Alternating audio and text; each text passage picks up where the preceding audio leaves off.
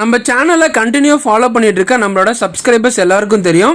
So நம்ம TNMRB Tamil eligibility மெட்டீரியல்ஸை கொடுத்து உங்களுக்கு தமிழ் பேப்பரை ஈஸியாக கிளியர் பண்ணுற ஹெல்ப் பண்ணிட்டு இருக்கோம்.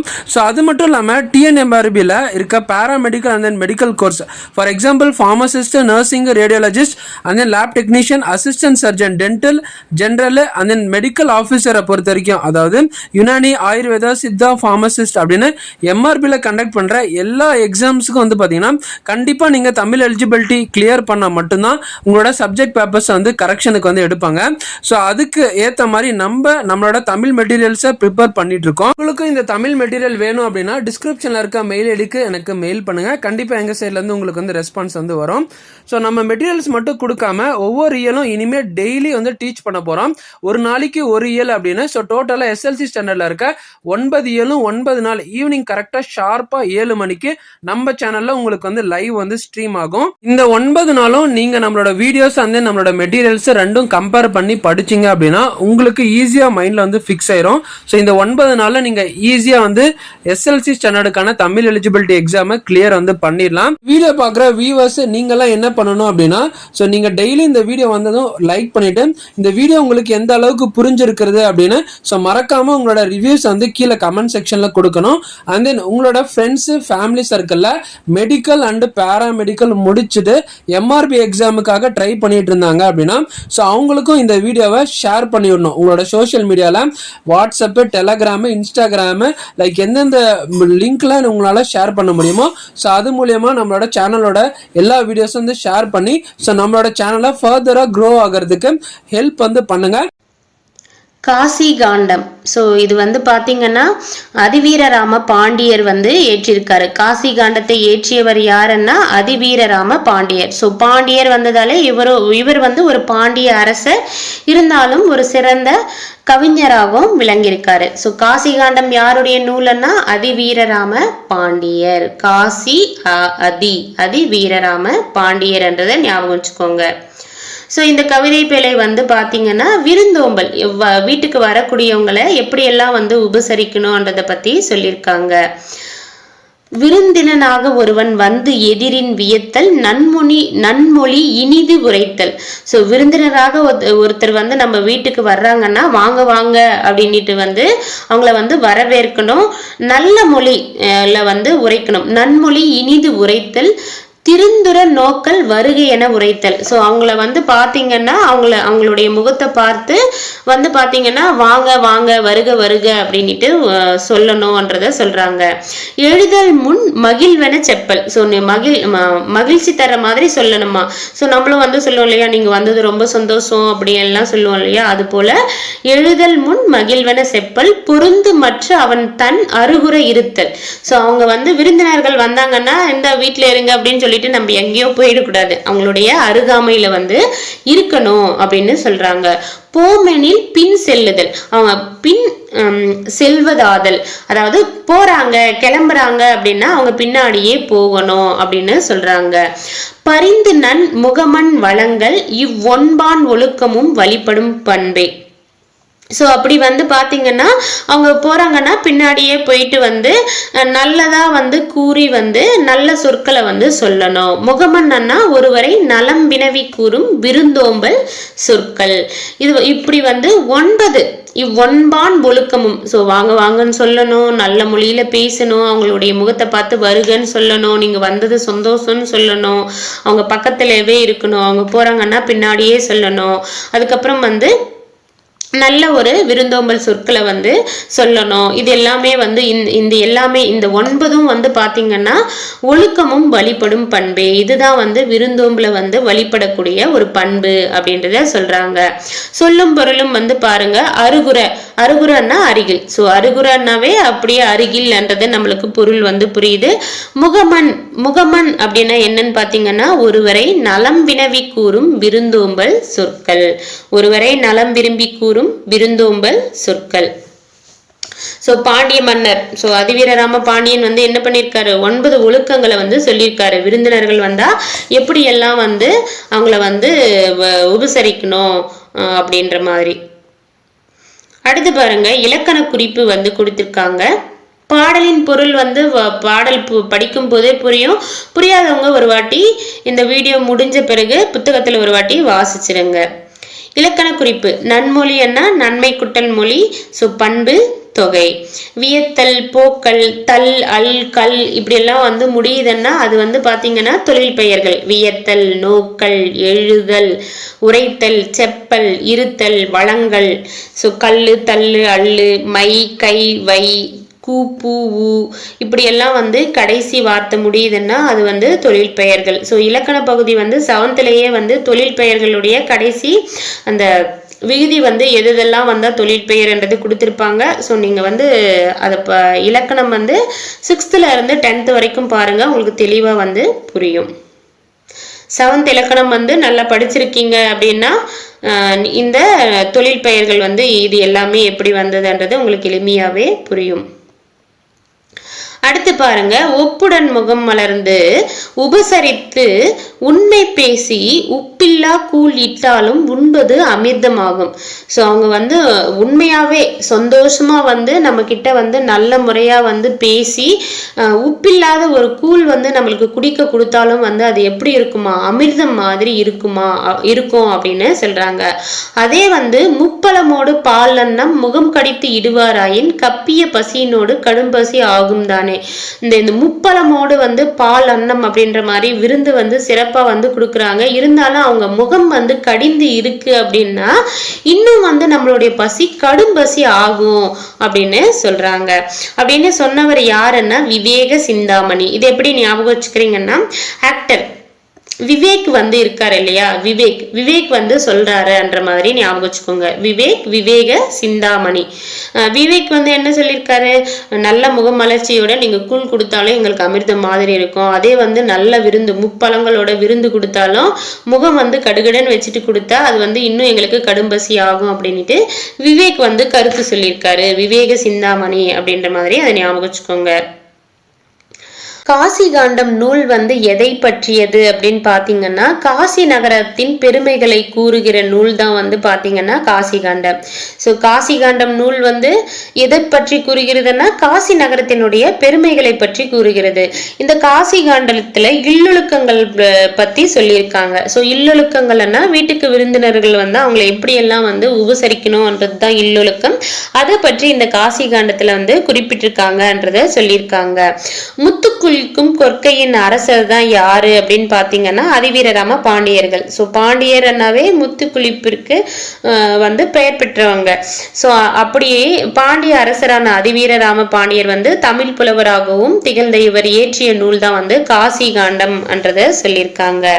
இவரின் மற்றொரு நூல் வந்து பாத்தீங்கன்னா வெற்றி வேர்க்கை. இதை வந்து நருந்தொகை என்று குறிப்பிடுறாங்கன்றதையும் சொல்லியிருக்காங்க. ஸோ வெற்றி வேர்க்கை என்று அழைக்கப்படும் நருந்தொகை வந்து சிறந்த அறக்கருத்துக்களை வந்து எடுத்துரைக்கிறது. இவருடைய பட்டப்பெயர் வந்து பாத்தீங்கன்னா சீவலமாறன் என்ற பட்டப்பெயர் வந்து அதிவீரராம பாண்டியருக்கு வந்து இருக்கு. அதிவீரராமனுக்கு வந்து சீவலமாறன், அதிவீரராமருக்கு சீவலமாறன், ராம மாறா. ஸோ அந்த கடைசி அந்த ரைமிங்கோட ஞாபகம் வச்சுக்கோங்க. சிவலமாறன் என்ற பட்டப்பெயரும் வந்து அதிவீரராம பாண்டியருக்கு வந்து உண்டு. இவர் இயற்றிய நூல்கள் வந்து எப்படி ஞாபகம் வச்சுக்கிறீங்கன்னா, இப்ப காசில வந்து யார் இருப்பாரு? சிவன் வந்து இருப்பாரு. லிங்கம் வந்து சிவனை தானே வழிபடுவோம். அப்ப வந்து இவர் வந்து லிங்க புராணம். ஸோ காசி காண்டம் இயற்றியவரான அதிவீர ராம பாண்டியர் என்றதை ஞாபகம் வச்சுக்கோங்க. காசி என்னவே லிங்கம் இருக்கும், லிங்க புராணம் என்றதை ஞாபகம் வச்சுக்கோங்க. அப்படி லிங்கத்தை வந்து வழிபட்டுட்டு இருக்காங்க அப்படின்னா நைன்னு பேசினா பிடிக்காது. இப்ப நம்ம சாமியை கும்பிட்டு இருக்கோம்னா நைன்னு பேசக்கூடாது. நைடதம். வாயு சம்கிதை. ஸோ பேசக்கூடாதுனாலும் அவங்க வாய் என்ன பண்ணும்? அந்த சிவனை வந்து ஓம் நம சிவாயன்ட்டு அவங்க வந்து அவங்க வாயு வந்து அசைச்சிட்டே இருப்பாங்க. அப்போ வாயு சம்கிதை என்ற மாதிரி அதை ஞாபகம் வச்சுக்கோங்க. அடுத்து வந்து பாத்தீங்கன்னா திருக்கருவை அந்தாதி. அரசர்ன்றதால அந்த கோயில்ல கருவறை வரைக்கும் போயிட்டு சாமியை வந்து தரிசிக்கலாம். திருக்கருவை அந்தாதி. கூர்ம புராணம். ஸோ அரசர் இல்லையா, அவர்கிட்ட கூர்மையான ஆயுதங்களும் வந்து இருக்கும். என்னதான் கோயிலுக்குள்ள போனாலும் என்ன பண்ணுவாரு? அரசர்ன்றதால எப்பவுமே பாதுகாப்பா கூர்மையான ஆயுதங்களையும் வச்சிருப்பாரு. கூர்ம புராணம் அப்படின்ற மாதிரி அந்த நூலையும் ஞாபகம் வச்சுக்கோங்க. ஸோ வந்து அதிவீரராம பாண்டியர் வந்து காசி காண்டத்தை ஏற்றிருக்காரு. காசி என்னாவே அங்க லிங்கம் இருக்கும். அப்ப லிங்க புராணம், லிங்கம் சாமியை கும்பிடும் போது நை நையன்னு பேசக்கூடாதுன்றது நைடதம். இருந்தாலும் அவங்க வாய் வந்து பாத்தீங்கன்னா ஓம் நம சிவாயன்ட்டு மெல்லமா வந்து வாயசிச்சுட்டு சொல்லிட்டு வந்து ப்ரே பண்ணுவாங்க. அப்போ வாயசிச்சுட்டு ப்ரே பண்ணுவாங்கன்றது வாயு சம்ஹிதை. அதுக்கடுத்து அவங்க அந்த கோயிலுடைய கருவறையில போயிட்டு சாமியை வந்து தரிசனம் பண்ணுவாங்கன்றது திருக்கருவை அந்தாதி. என்னதான் சாமி கோயிலுக்குள்ள போனாலும் அரசர்ன்றதால என்ன பண்ணுவாங்க, அவருடைய தற்காப்புக்காக கூர்மையான ஆயுதங்களை அவர் கூட வச்சிருப்பாருன்றது கூர்ம புராணம் ஆகியன அதிவீரராம பாண்டியருடைய நூல்கள் என்றதை ஞாபகம் வச்சுக்கோங்க. ஸோ முக்கியமான டீட்டெயில் மட்டும் ஒரு வாட்டி குயிக்கா ரீகேப் வந்து பார்த்துருவோம். விருந்தினனாக ஒருவன் வந்து எதிரின் வியத்தல், நன்மொழி இனிது உரைத்தல், திருந்துர நோக்கல் வருகை என உரைத்தல், எழுதல், முன் மகிழ்வன செப்பல், பொருந்துமற்ற அவன் தன் அருகுற இருத்தல், போமெனின் பின் செல்லுதல், பரிந்து நன் முகமன் வளங்கள், இவ்வொன்பான் ஒழுக்கமும் வழிபடும் பண்பே என்ற பாடல் வரிகள் எந்த நூல்ல இடம்பெற்றிருக்கன்னா காசி காண்டம். காசி காண்டத்தை இயற்றியவர் யாருன்னா அதிவீரராம பாண்டியர். அருகுறை என்பதனுடைய பொருள் அருகில், முகமன் என்பதனுடைய பொருள் ஒருவரை நலம் வினவி கூறும் விருந்தோம்பல் சொற்கள். நன்மொழி என்பது பண்புத்தொகை. வியத்தல் தொழில் பெயர், நோக்கல் தொழில் பெயர், எழுதுதல் தொழில் பெயர், உரைத்தல் தொழில் பெயர், செப்பல் தொழில் பெயர், இருத்தல் தொழில் பெயர், வழங்கல் தொழில் பெயர்.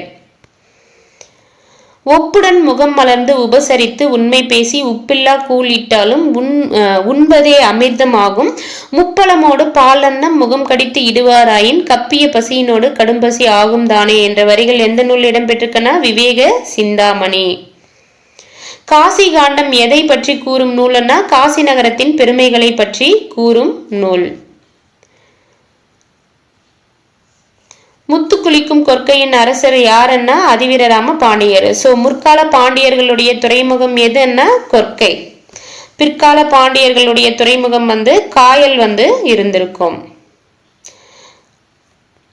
வெற்றி வேர்க்கை என்று அழைக்கப்படும் நருந்தொகை யாருடைய நூல் அப்படின்னா அதிவீரராம பாண்டியர். இந்த நூல் வந்து அறக்கருத்துக்களை வந்து எடுத்துரைக்கிறது. வெற்றி வேர்க்கை என்று அழைக்கப்படும் நருந்தொகை நூல் வந்து என்ன கருத்துக்களை எடுத்துரைக்கிறது அப்படின்னு பாத்தீங்கன்னா அறக்கருத்துக்கள். யாருடைய நூல்னா அதிவீரராம பாண்டியர். சோ அதிவீரராம பாண்டியர், வெற்றி வேர்க்கை, நருந்தொகை. சீவரமாறன் என்ற பட்டப்பெயர் யாருடையது அப்படின்னு பாத்தீங்கன்னா அதிவீரராம பாண்டியர். சீவரமாறன் என்ற பட்டப்பெயர் வந்து யாருக்கு இருக்குன்னா அதிவீரராம பாண்டியர். நைடதம் என்ற நூலை இயற்றியவர் அதிவீரராம பாண்டியர். லிங்க புராணம் அதிவீரராம பாண்டியர். வாயு சம்ஹிதை அதிவீரராம பாண்டியர். திருக்கருவை அந்தாதி அதிவீரராம பாண்டியர். கூர்ம புராணம் அதிவீரராம பாண்டியர். கவிதை பேழை வந்து பாருங்க, மலைப்படுகடாம் வந்து கொடுத்திருக்காங்க. இதனுடைய ஆசிரியர் யாருன்னா பெருங்கௌசிகனார். ஸோ இதை எப்படி ஞாபகம் வச்சுக்கிறீங்கன்னா, மலையில இருந்து விழ போறோம்னா, இப்போ மலையில இருந்து விழுந்து நான் சூசைட் பண்ண போறேன் அப்படின்ற ஒரு நியூஸ் வந்து தெரிஞ்சதுன்னா என்ன பண்ணுவாங்க, பக்கத்துல இருக்கக்கூடிய பெரும் அளவுல அங்க வந்து க்ரௌடா கூடுவாங்க இல்லையா, பெரும் அளவுல வந்து க்ரௌடு வந்து கூடும். அப்போ பெரும் அளவுல க்ரௌடுன்றது பெருங்கௌசிகனார். ஸோ பெருங்கௌசினார் எதுக்கு வர்றாரு, மலையில இருந்து சூசைட் பண்ணிக்க போறன்றதால பெரும் க்ரௌடு கூடுது. அப்போ மலையில இருந்துன்றது மலைப்படுகடாம் என்ற மாதிரி ஞாபகம் வச்சுக்கோங்க. ஸோ இந்த மலைப்படுகடாம் என்ற நூல்ல இருந்து கொடுத்திருக்கக்கூடிய பாடல் வரிகள் என்னன்னு பாத்தீங்கன்னா, அன்று அவன் அசையி அல் சேர்ந்து அல்கி கன்றேறி ஒள்ளினர் கடும்போடு மலைந்து சேர்ந்த செயலை செப்பம் போகி அலங்கு கலை நரலும் ஆரி படுகர் சிலம்படைந்திருந்த பாக்கம் எய்தி நோனா செறிவின் வளம்பொடு நூந்தால் மாற விரல்வேல் வைரியம் எனனே. அசையி என்பதனுடைய பொருள் என்ன அப்படின்னு பாத்தீங்கன்னா, ஸோ வந்து இலைப்பாறுதல், ரெஸ்ட் எடுக்கிறது. ஸோ ரொம்ப அசைவ, அதாவது அசதியா இருக்குன்னா ரெஸ்ட் தேவை. அப்போ அசையின்னா இலைப்பாரி அப்படின்றத ஞாபகம் வச்சுக்கோங்க. அல்கி என்ன தங்கி, அல்லன்னா இரவு, அல்கி என்ன தங்கி, கன்றேறி ஒள்ளினர் கடும்பொடு கடும்பு என்னன்னா உறவினர், சுற்றம். இது எப்படி ஞாபகம் வச்சுக்கிறீங்கன்னா, இப்பெல்லாம் வந்து இந்த காலகட்டத்துல சுற்றத்தார் வந்தா கடுப்பாயிடுறாங்க.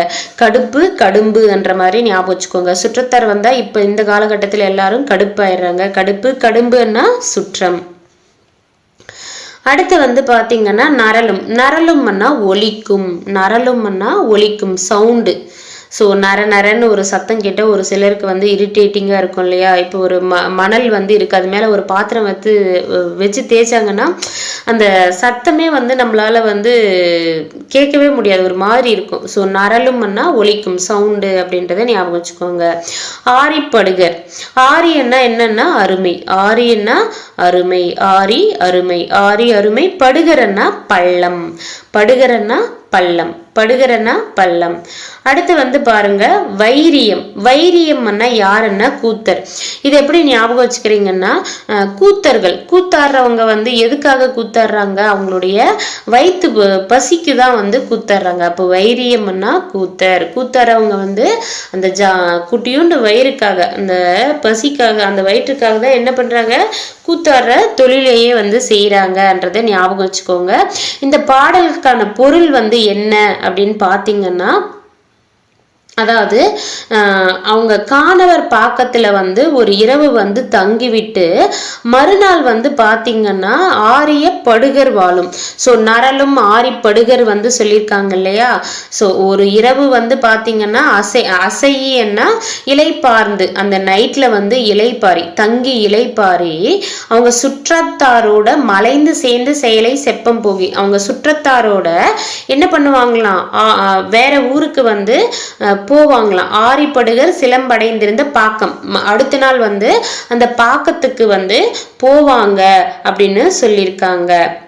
அப்படி போகும்போது வந்து பாத்தீங்கன்னா அங்க இருக்கக்கூடிய பூக்கள் எல்லாம் பறித்து சுற்றத்தார்களும் அந்த பாணர்களும் வந்து அணிந்து கொள்வாங்க அப்படின்றத சொல்லியிருக்காங்க. அப்படியே அங்க போன பிறகு நோனா செறிவின் வளம் கொடு நோன்தால் மான விரல்வேல் வைரியம் எனினே, வைரியம்னா கூத்தர்கள் அப்படின்னு பார்த்தோம் இல்லையா. மான விரல்வேல் கூத்தன், ஸோ அவங்கள வந்து பார்க்க வந்திருக்கோம் பாணர்கள் அப்படின்னு சொல்லியிருக்காங்க. மான விரல்வேல் என்றவர் யாருன்னா, அவர் வந்து ஒரு நன்னன். ஸோ அவரை வந்து நாங்கள், அதாவது ஒரு அரசர், அவரை வந்து பார்க்க கூத்தர்கள் வந்து வந்திருக்கோம் அப்படின்னு சொல்லுங்க அப்படின்றத சொல்றாங்க. நும்மில் போல நில்லாத புக்கு அப்படின்னு பார்த்தீங்கன்னா, நும்மில் போல நில்லாத புக்கு கிழவர் போல கேளாது கிளையி சேட்புலம்பி அகல இனிய கூறி பருவுக்குறை பொழிந்த நேக்கன் வேவையோடு குருவுக்கண் இரடி பொம்மல். வேவை அப்படின்னா என்னன்னு பார்த்தீங்கன்னா வெந்தது, வெந்துச்சா அப்படின்னு கேட்போம் இல்லையா, வேகுச்சா அப்படின்னுட்டும் இந்த தமிழ்லாம் வேகுச்சா அப்படின்னும் கேட்பாங்க. வெந்ததை வந்து வேகுச்சா, அப்போ வேவை என்ன வெந்தது அப்படின்றத ஞாபகம் வச்சுக்கோங்க. இரடி என்ன திணை, இரடி திணை, இரண்டு வகையான திணைகள் இருக்கு. இரடி என்ன திணை என்ற மாதிரி ஞாபகம் வச்சுக்கோங்க. இரடி திணை, இரடி திணை. பொம்மல்னா சோறு, சோறு வந்து யார் போடுவாங்க, பொம்பளைங்க தான் போடுவாங்க. அப்போ பொம்மல் சோறு, சோறு வந்து பொம்பளைங்க போடுவாங்க. அப்போ பொம்மல் சோறுன்றதை ஞாபகம் வச்சுக்கோங்க. இந்த வரிகளுடைய பொருள்கள் வந்து பார்த்து என்ன சொல்றாங்கன்னா, அந்த பாணர்கள் வந்து போவாங்க இல்லையா, ஒரு இடத்துல இருந்து இன்னொரு இடத்துல ஒரு அரசரை, அந்த மார வீரவேல் அப்படின்ற ஒரு அரசரை வந்து தேடி அவரை பத்தி புகழ்ந்து பொருள் பெறதான் வந்து போவாரு. அப்படி போகக்கூடியவர் என்ன சொல்றாங்கன்னா, நும்மில் போல் நிற்காது, அதாவது உங்க வீட்டுக்குள்ள செல்வது போலவே வந்து படுகர் வீட்டுக்குள்ளேயும் வந்து போங்க.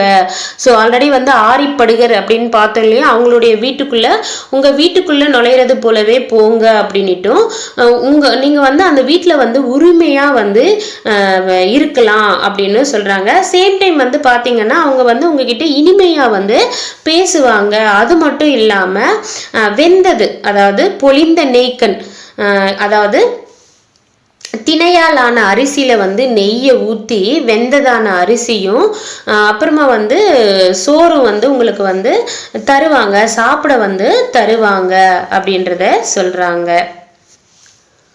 ஸோ இந்த பாடல் வரிகள் படிச்சுட்டு இதில் பொருள் வந்து கொடுத்துருப்பாங்க, அது ஒரு வாட்டி வந்து பார்த்துக்கோங்க. ஆக்சுவலி இந்த பாட்டு எதை பற்றி அப்படின்னு பார்த்தீங்கன்னா, மலைப்படுகடாம்ன்றது ஒரு ஆற்றுப்படை நூல். ஆற்றுப்படை நூல்னா என்னன்னு பார்த்தீங்கன்னா, ஒரு புலவர் வந்து ஒரு அரசர்கிட்ட, ஒரு சிற்றரசர்கிட்ட வந்து புகழ்ந்து பாடி வந்து பொருளை வந்து வாங்கியிருப்பாரு. அவர் வந்து மற்ற புலவர்கள்கிட்ட வந்து சொல்லுவார், நான் இது போல் அங்கே போய் பாடி பரிசு வந்து பெற்றேன், நீங்களும் அவர்கிட்ட போய் பாடி அவரை பற்றி பாடி பாடுனீங்களன்னா உங்களுக்கும் வந்து பொருள் கிடைக்கும்ன்றது தான் வந்து ஆற்றுப்படை நூல்கள். ஸோ அது போல பாணர் ஒருவர் வந்து அந்த மாற வீரவேல் என்ற ஒரு அரசரை தேடி போறாருன்றது தான் வந்து பாடல்கள்ல வந்து கொடுத்திருக்காங்க. ஸோ பாடல் வரிகள் படிச்சுட்டு ஒரு வாட்டி பொருளையும் வந்து பாருங்க.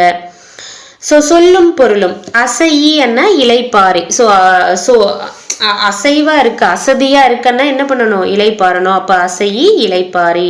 அல்கி தங்கி, ஸோ அது ரைமிங்ல வருது, அது ஞாபகம் வச்சுக்கோங்க. அல்கி தங்கி. கடும்பு அண்ணா சுற்றம்.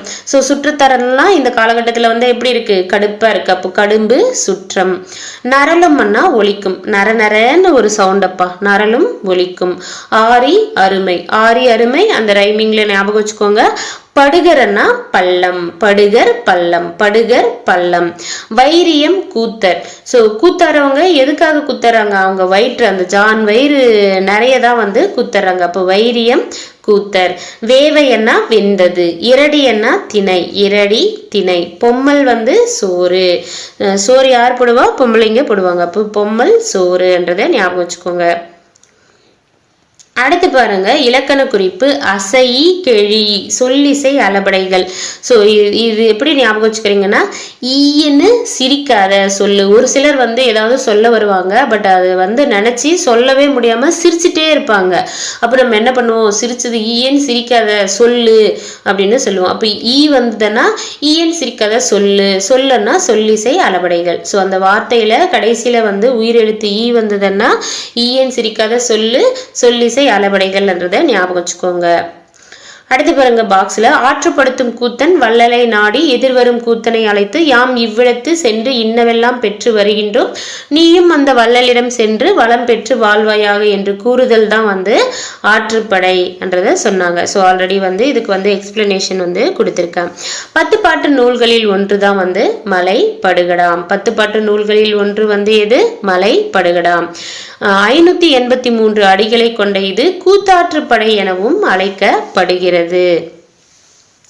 ஸோ எத்தனை அடிகளை கொண்டதுன்னா, ஸோ மலையிலேருந்து சூசைட் பண்ணிப்போம், பெருங்க்ரௌடு வந்து கூடும், மலைப்படுகடாம் அப்படி பெருங்கௌசிகனார் வந்து ஆசிரியர்ன்றதை வந்து பார்த்தோம் இல்லையா. ஸோ அந்த மலை எவ்வளோ அடின்னா 583. ஸோ 583 அடி வந்து இருக்குது. 600 கிடையாதுங்க, 583 அடி மலை மேலே வந்து நின்றுட்டு சூசைட் பண்ண போகிறேன்னு சொல்லியிருக்காங்கன்ற மாதிரி அந்த 583 வந்து ஞாபகம் வச்சுக்கோங்க.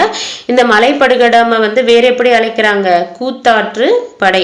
ஸோ அப்படி மலை மேலே வந்து சூசைட் பண்ண போறேன்னு சொன்னால் ஒரே கூத்தாக தான் இருக்கும். பெருங்கவுடு வந்து கூடிடுவாங்க. அதுக்கப்புறம் வந்து நிறைய பேர் வந்து கத்துவாங்க, இறங்குமா சூசைட் பண்ணிக்க வேண்டாம் அப்படின்ட்டு ஒரே கூத்தாக தான் இருக்கும். அப்போ கூத்தாற்று படை என்றதையும் ஞாபகம் வச்சுக்கோங்க. மலையை யானையாக உருவகம் செய்து மலையில் எழும் பல வகை ஓசைகளை அதன் மதம் என்று விளக்குவதால் வந்து இதற்கு வந்து மலைப்படுகடாம் என்ற கற்பனை நயம் வாய்ந்த பெயர் வந்து சூட்டப்பட்டது என்றதை சொல்லியிருக்காங்க. ஸோ மலையை யானையாக உருவகம் செய்ததால இதை வந்து மலை படுகடாம் அப்படின்ற கற்பனை நயம் வாய்ந்த பெயர் வந்து சூட்டியிருக்காங்கன்றதை சொல்றாங்க.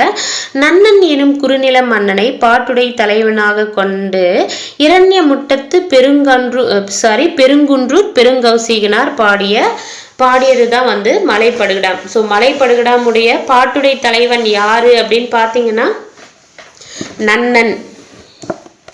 ஸோ இது போல் மலையில் வந்து சூசைட் பண்ண போகிறேன்னு சொன்னதுமே அண்ணனும் வந்து கத்துறாங்க. அண்ணன் வந்து என்ன பண்ணுறாரு, கத்துறாரு இறங்கு அப்படின்ட்டு. அண்ணன் நன்னன்ன்ற மாதிரி ஞாபகம் வச்சுக்கோங்க. ஸோ நன்னன் வந்து மலைப்படுகடாமுடைய பாட்டுடை தலைவன். ஆசிரியர் யாரு அப்படின்னு பார்த்தீங்கன்னா இரண்ய முட்டத்து பெருங்குன்றூர் பெருங்கௌசிகனார். பெருங்கௌசிகனார் தான் வந்து ஆசிரியர்.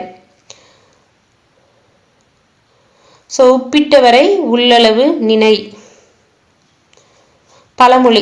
ஸோ அதை வந்து தெரிஞ்சுக்கோங்க. உப்பிட்டவரை உள்ளளவு நினை அப்படின்னா அதற்கு என்ன பொருள் அப்படின்னு பார்த்தீங்கன்னா, நம்மளுக்கு சாப்பாடு போட்டவங்கள வந்து நம்ம இருக்கிற வரைக்கும் வந்து அவங்கள நினைக்கணும். கம்பு அப்படின்னா என்னன்னு பாத்தீங்கன்னா கருப்பு நிற கரிசல் மண்ணின் இயற்கை தங்கம். கம்புவை வந்து என்னன்னு சொல்றாங்க, கருப்பு நிற கரிசல் மண்ணின் இயற்கை தங்கம் அப்படின்ட்டு கம்பு வந்து சொல்றாங்க. சோளம் கம்பு வந்து கேள்விப்பட்டிருப்போம் இல்லையா, திணை வகை. அதுக்கு அந்த கம்பு வந்து என்னது, கருப்பு நிற கரிசல் மண்ணின், கம்பு கருப்பு கரிசல் மண். ஸோ கே வரிசையிலவே வருது பாருங்க. கம்பு வந்து கருப்பு நிற கரிசல் மண்ணின் இயற்கை தங்கம் அப்படின்னு அழைக்கப்படுது. ஸோ இது வந்து டக்குன்னு ஒரு வாட்டி ரீகேப் மட்டும் பார்ப்போம். மலைப்படுகடாம் என்ற நூலின் ஆசிரியர் யாருன்னா பெருங்கௌசிகனார். அசையி அப்படின்னா இலைப்பாரி, அல்கின்னா தங்கி, கடும்புன்னா சுற்றம், ஆரி அருமை, வைரியம் கூத்தர், இரடி திணை, நரலும்னா ஒலிக்கும், படுகர் பள்ளம், வேவை வெந்தது, பொம்மல் சோறு. அசையி கெழி என்றது சொல்லிசை அளபடைகள். பத்துப்பாட்டு நூல்களில் ஒன்று தான் வந்து பார்த்தீங்கன்னா கூத்தாற்றுப்படை. கூத்தாற்றுப்படையை வேற எப்படி அழைப்பாங்க, மலைப்படுகடாம் அப்படின்னு அழைப்பாங்க. எத்தனை அடிகளை கொண்டது கூத்தாற்றுப்படைன்னா 583 அடிகளை கொண்டது. கூத்தாற்றுப்படையினுடைய பாட்டுடை தலைவன் யாருன்னா நன்னன். கூத்தாற்றுப்படையினுடைய புலவர் யாரு அப்படின்னு பார்த்தீங்கன்னா பெருங்கௌசிகனார். இரண்யமுட்டத்து பெருங்குன்றூர் பெருங்கௌசிகனார். பெருங்குன்றூர் பெருங்கௌசிகனார். உப்பிட்டவரை உள்ளளவும் நினை. கம்பு என்பது வந்து பாத்தீங்கன்னா கருப்பு நிற கரிசல் மண்ணின் இயற்கை தங்கம். கம்பு என்பது கருப்பு நிற கரிசல் மண்ணின் இயற்கை தங்கம். அடுத்து வந்து விரிவானம் வந்து பாத்தீங்கன்னா கோபல்லபுரத்து மக்கள் கி. ராஜ நாராயணன். கோபல்லபுரத்து மக்களை பற்றி அந்த நூலை வந்து இயற்றியவர் யாருன்னா கி. ராஜ நாராயணன். ஸோ இதை வந்து எப்படி ஞாபகம் வச்சுக்கிறீங்கன்னா, கோபல்லபுரத்து மக்கள் வந்து பார்த்தீங்கன்னா ராஜா மாதிரி இருக்காங்க, நாராயணனை வழிபடுவாங்க. நாராயணன்னா யாரு, பெருமாள். ஸோ கோபல்லபுரத்து மக்கள் வந்து ராஜ வாழ்க்கை வாழ்றாங்க, ஏன்னா நாராயணனை வழிபடுறதாலன்ற மாதிரி அதை ஞாபகம் வச்சுக்கோங்க. ஸோ அப்போ கோபல்லபுரத்து மக்கள்னா கி. ராஜ நாராயணன். ஸோ இந்த விரிவானம் வந்து பார்த்தீங்கன்னா என்னக்கு கொடுத்துருக்காங்கன்றது கதையை வந்து ஒரு வாட்டி ஜஸ்ட்டு வாசிச்சுக்கோங்க. கோவில் பற்றி சுற்று வட்டார பகுதிகளில் தோன்றிய இலக்கிய வடிவம் தான் வந்து கரிசல் இலக்கியம் அப்படின்னு சொல்கிறாங்க. ஸோ கரிசல் இலக்கியம் வந்து எங்கே வந்து தோன்றியிருக்குன்னா கோவில்பட்டியை சுற்றி இருக்கக்கூடிய வட்டார பகுதிகளில் தோன்றிய ஒரு இலக்கியம் தான் வந்து கரிசல் இலக்கியம்.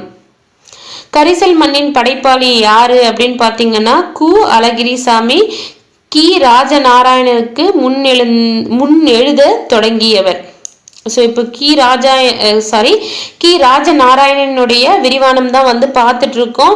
பட் இவருக்கு வந்து முன்னோடியாக திகழ்ந்தவர் யாருன்னா கு. அழகிரிசாமி. கு. அழகிரிசாமி கரிசல் மண்ணின் படைப்பாளின்னு சொல்லியிருக்காங்க. கரிசல் களத்தையும் அங்குள்ள மக்களையும் மையப்படுத்தி கரிசல் இலக்கியத்தை நிலைநிறுத்தியவர் தான் வந்து கி. ராஜநாராயணன். ஸோ கி. ராஜநாராயணன் வந்து பார்த்தீங்கன்னா இந்த கரிசல் மண்ணில் வந்து பார்த்தீங்கன்னா காஞ்சி போயும் கிடக்கும். சேம் டைம் வந்து பார்த்தீங்கன்னா பெய்து கிடைக்கிற மலையை சார்ந்து வாழ்கிற மானாவாரி மனிதர்களின் வாழ்க்கையை சொல்லும் இலக்கியம் தான் வந்து இந்த கரிசல் இலக்கியம் என்றதை சொல்றாங்க. ஸோ அப்படி அழகிரிசாமி வந்து கரிசல் மண்ணின் படைப்பாளியாக வர்றாரு. ஸோ அதுக்கப்புறம் வந்து கி. ராஜநாராயணன் வந்து வர்றாரு. இவர் வந்து பார்த்தீங்கன்னா அங்குள்ள மக்களில் வந்து மையப்படுத்தி கரிசல் இலக்கியத்தை வந்து நிலைநிறுத்துறாரு. இவரை தொடர்ந்தும் வந்து பலரும் வந்திருக்காங்க. அப்படி வந்தவங்க யாருன்னா ஜெயப்பிரகாசம், பூமணி, வீரவேலுசாமி, தர்மன், வேலு ராமமூர்த்தி, இன்னும் பலரின் மூலமாக வந்து இந்த கரிசல் இலக்கியம் வந்து தொடருது என்றதை கொடுத்திருக்காங்க. ஸோ இதுல நீங்க முக்கியமா தெரிஞ்சுக்க வேண்டியது கரிசல் இலக்கியம் வந்து எந்த வட்டார பகுதியில தோன்றியதுன்னா கோவில்பட்டி சுற்றி இருக்கக்கூடிய வட்டார பகுதியில வந்து தோன்றிருக்கு. கரிசல் மண்ணின் படைப்பாளி யாருன்னா கு. அழகிரிசாமி. கரிசல் களத்தையும் அங்குள்ள மக்களையும் மையப்படுத்தி கரிசல் இலக்கியத்தை நிலைநிறுத்தியவர் யாரு அப்படின்னு பார்த்தீங்கன்னா கி. ராஜநாராயணன். சேம் டைம் வந்து இது இன்னொன்று வேற எப்படி கேட்பாங்கன்னா ராஜநாராயணனுக்கு முன் எழுத தொடங்கியவர் அப்படின்னு கேட்டாலும் கு. அழகிரிசாமி. கரிசல் மண்ணின் படைப்பாளி என்ன கு. அழகிரிசாமி. ராஜநாராயணனுக்கு முன் எழுத தொடங்கியவர் அப்படின்னு கேட்டாலும் கு. அழகிரிசாமி. இந்த கரிசல் இலக்கியத்தை நிலைநிறுத்தியவர் யாருன்னு கேட்டாங்கன்னா ராஜநாராயணன். அதுக்கப்புறம் இவரை தொடர்ந்து வரக்கூடிய ஜெயபிரகாசம், பூமணி, வீரவேலுசாமி, தர்மன், வேலு ராமமூர்த்தி வந்து அதை ஜஸ்ட் வந்து ரீட் பண்ணிக்கோங்க.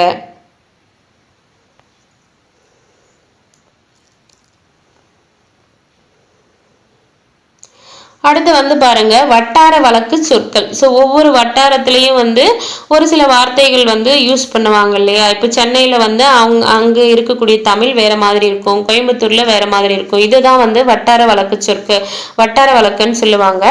அப்படி வட்டார வழக்கு சொற்கள் ஒரு சிலது வந்து கொடுத்துருக்காங்க பாருங்க. பாய்ச்சல்னா பாத்தி. ஸோ பாய்ச்சல்னா இந்த தண்ணி போறதுக்கு வந்து பாத்தி கட்டுவோம் இல்லையா, அதுதான் வந்து பாய்ச்சல் அப்படின்னு சொல்றாங்க.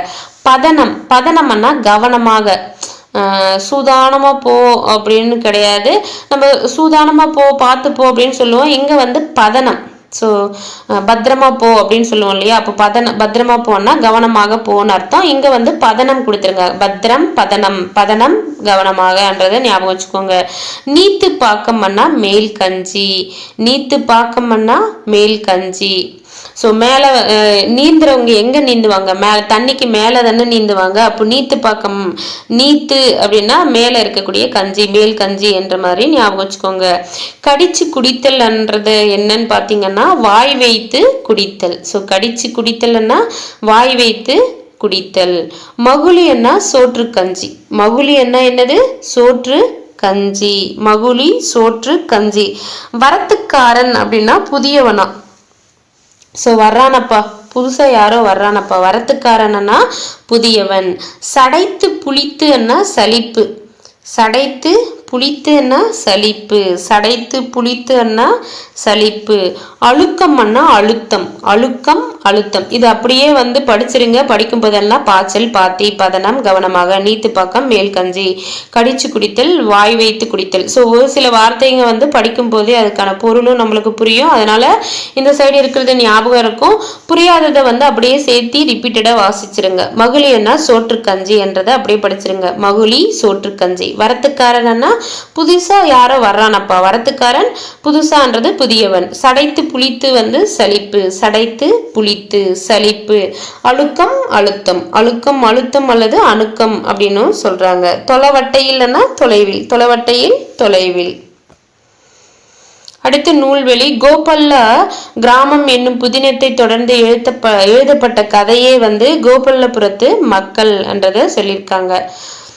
ஸோ எதை தொடர்ந்து வந்து கோபல்லபுரத்து மக்கள் என்றதை எழுதியிருக்காங்கன்னா கோபல்ல கிராமம் என்னும் புதினத்தை தொடர்ந்து எழுதப்பட்ட கதை தான் வந்து கோபல்லபுரத்து மக்கள். ஆசிரியர், ஸோ ராஜநாராயணனுடைய சொந்த ஊர் வந்து பார்த்தீங்கன்னா இடைச்செவல். இடைச்செவல் வந்து அவருடைய சொந்த ஊர். அந்த மக்கள் வாழ்க்கையில காட்சிகளுடன் கற்பனையையும் புகுத்தி இந்த நூலை வந்து படைத்திருக்காருன்றது சொல்லியிருக்காங்க. ஸோ ராஜநாராயணனுடைய சொந்த ஊரான இடைச்செவல்ல அங்க இருக்கக்கூடிய மக்களுடைய வாழ்வியல் காட்சிகளோட கற்பனையும் புகுத்தி இந்த கோபல்லபுரத்து மக்கள் என்ற நூலை வந்து படைத்திருக்காருன்றத சொல்லியிருக்காங்க. இந்திய விடுதலை போராட்டத்தினை பின்னணியாக கொண்டது இந்த நூல். இந்த நூல் வந்து எதை வந்து பின்னணியாக கொண்டிருக்கான், நம்மளுடைய இந்திய விடுதலை போராட்டத்தினை பின்னணியாக இந்த கோபல்லபுரத்து மக்கள் என்ற நூல் வந்து கொண்டிருக்கின்றது சொல்றாங்க. 1991ஆம் ஆண்டிற்கான சாகித்ய அகாடமி விருதினை பெற்றது.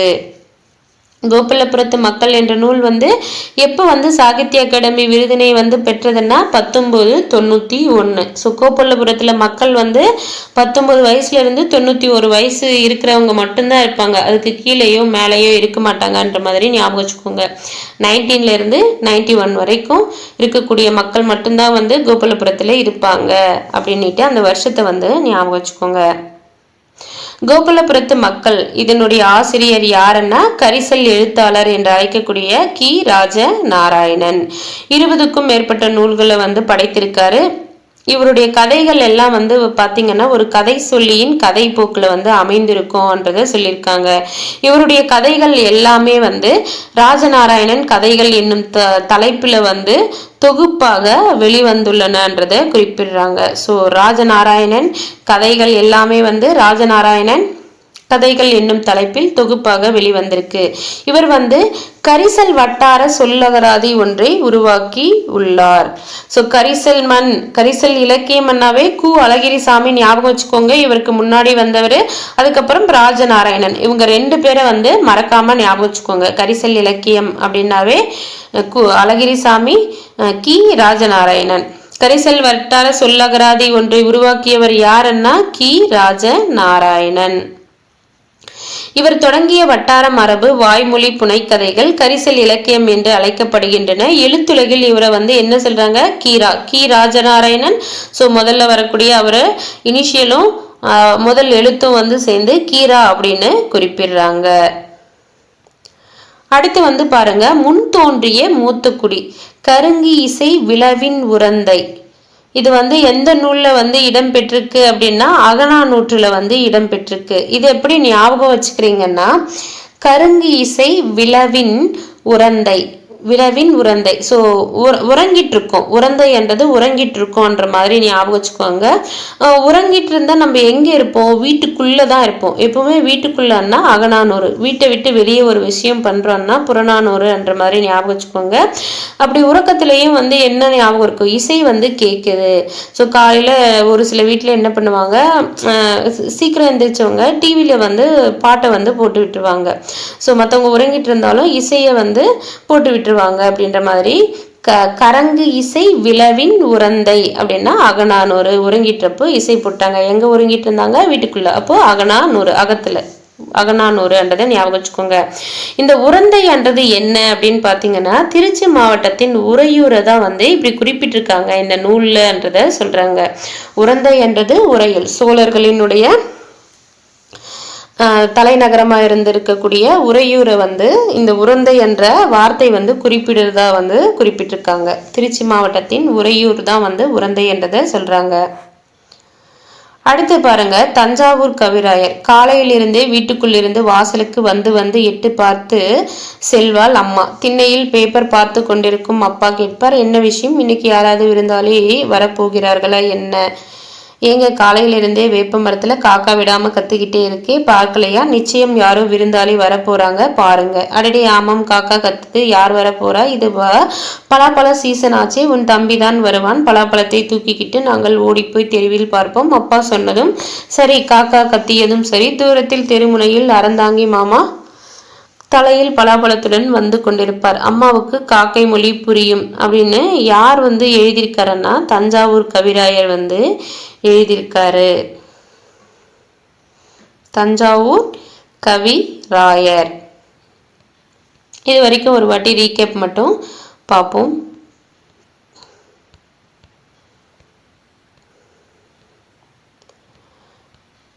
கோபாலபுரத்து மக்களை பற்றி எழுதியவர் யாருன்னா கி ராஜநாராயணன். கோபாலபுரத்து மக்கள் வந்து ராஜா வாழ்க்கை வாழ்வாங்க. எதனாலன்னா நாராயண கும்பிட்டுத்தால அப்படின்ற மாதிரி கி ராஜநாராயணன் வந்து ஞாபகம் வச்சுக்கோங்க. கரிசல் இலக்கியம் என்றது என்னன்னு பாத்தீங்கன்னா, கோவில் பற்றி சுற்று வட்டார பகுதிகளில் தோன்றிய ஒரு இலக்கிய வடிவம் தான் வந்து கரிசல் இலக்கியம். ராஜநாராயணனுக்கு முன் எழுத தொடங்கியவர் யாரு அப்படின்னு பாத்தீங்கன்னா கு அழகிரி சாமி. கரிசல் மண்ணின் படைப்பாளி என்று அழைக்கப்படுவர் யாருன்னா கு அழகிரி சாமி. கரிசல் களத்தையும் அங்குள்ள மக்களையும் மையப்படுத்தி கரிசல் இலக்கியத்தை நிலைநிறுத்தியவர் யாருன்னா கி ராஜநாராயணன். அவரை தொடர்ந்து வந்து யார் யாரெல்லாம் இருக்காங்கன்னா ஜெயப்பிரகாசம், பூமணி, வீரவேலுசாமி, தர்மன், வேலராமமூர்த்தி. பாய்ச்சலன்னா பாத்தி, பதனம்னா கவனமாக, நீத்து பக்கம்னா மேல் கஞ்சி, கடிச்சு குடித்தல்னா வாய் வைத்து குடித்தல், மகிழி என்ன சோற்று கஞ்சி, வரத்துக்காரன்னா புதியவன், சடைத்து புளித்து அண்ணா சலிப்பு, அழுக்கம்னா அழுத்தம் அணுக்கம், தொலைவட்டை இல்லைன்னா தொலைவில். கோபாலபுரத்து மக்கள் என்ற நூலை வந்து எதை தொடர்ந்து வந்து ராஜநாராயணன் எழுதியிருக்காருன்னா கோபால கிராமம் என்னும் புதினத்தை தொடர்ந்து கோபாலபுரத்து மக்கள் என்ற நூலை வந்து ஏற்றிருக்காரு. கி ராஜநாராயணனுடைய சொந்த ஊர் வந்து எதுன்னு பாத்தீங்கன்னா இடைச்செவல். கோபாலபுரத்து மக்கள் வந்து பாத்தீங்கன்னா எந்த போராட்டத்தினை பின்னணியாக கொண்டதுன்னா இந்திய விடுதலை போராட்டத்தினை பின்னணியாக கொண்டது. கோபாலபுரத்து மக்கள் என்ற நூலுக்காக கி ராஜநாராயணன் எந்த வருடம் வந்து சாகித்ய அகாடமி விருதினை வந்து வாங்கினாருன்னா 1991. கோபாலபுரத்து மக்கள் கதையின் ஆசிரியர் யாருன்னா கரிசல் எழுத்தாளர் கி ராஜநாராயணன். கரிசல் வட்டார சொல்லகராதி ஒன்றை உருவாக்கியவர் யாருன்னா கி ராஜநாராயணன்.